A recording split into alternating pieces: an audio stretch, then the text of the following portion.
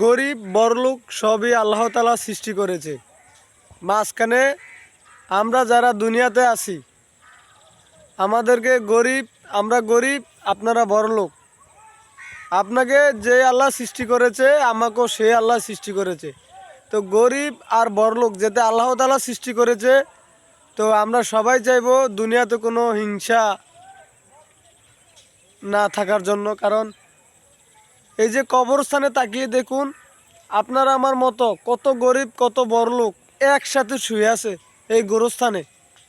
তো আল্লাহ তাআলা যাতে আমাদের সবাইকে বুঝদান করে, আল্লাহর দিনের পথে চলার তৌফিক দান করে, আর আল্লাহ যাতে আমাদেরকে হেদায়েত দান করে।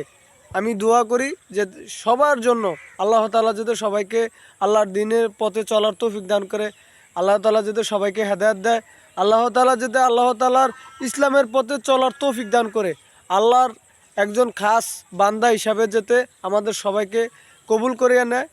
আমি এই দোয়া করি। সবাই ভালো থাকবেন, সুস্থ থাকবেন। আসসালামু আলাইকুম।